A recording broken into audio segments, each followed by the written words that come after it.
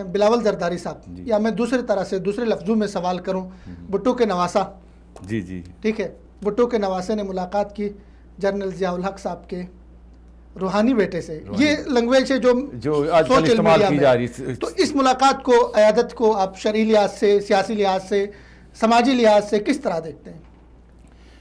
अयादत करना सुन्नत है, ठीक है, और ये अयादत जो की है बिलावल भुट्टो साहब ने अपने 6 रुकनी वफद के हमरा, इसको मुख्तलिफ जैसे मुख्तलिफ जो है उसको वो रंग दिए जा रहे हैं। सही।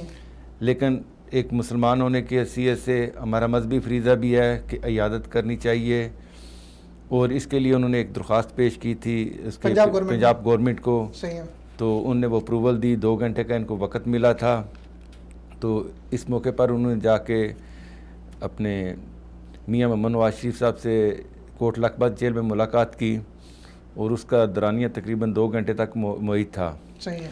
काफ़ी लंबी अयादत थी। उसके बाद वो मुल्की सूरत हाल पर भी बात हुई, मसाक जमहूरियत पे भी बात हुई, और बिलावल साहब ने जब ये मुलाकात हुई उसके बाद आके उन्होंने एक प्रेस कॉन्फ्रेंस भी की थी, जिसमें उन्होंने बताया था कि अपने नवाज शरीफ साहब की तबीयत सख्त ख़राब है, वो अलील हैं, और उनके लिए हुकूमत जो है इलाज की सहूलतें बैम पहुँचाए, क्योंकि वो 3 दफ़ा इस मुल्क के वज़ीर आज़म रह चुके हैं।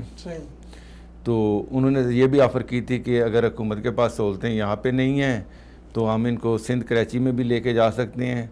लेकिन जब आपने वो बात की कि वो जुल्फ़िकार अली भुट्टो का नवासा और मोहतरमा बेनज़ीर भुट्टो शहीद का बेटा और साबिक़ सदर पाकिस्तान आसिफ जरदारी का बेटा, उसकी तो एक निस्बत थी। उसके नाना भी जुल्फ़िकार अली भुट्टो ने भी इसी जेल में, कोट लखपत जेल में वक़्त गुजारा। इनके वालिद साहब ने, आसिफ जरदारी साहब ने कोट लखपत जेल में काफ़ी अरसा गुजारा।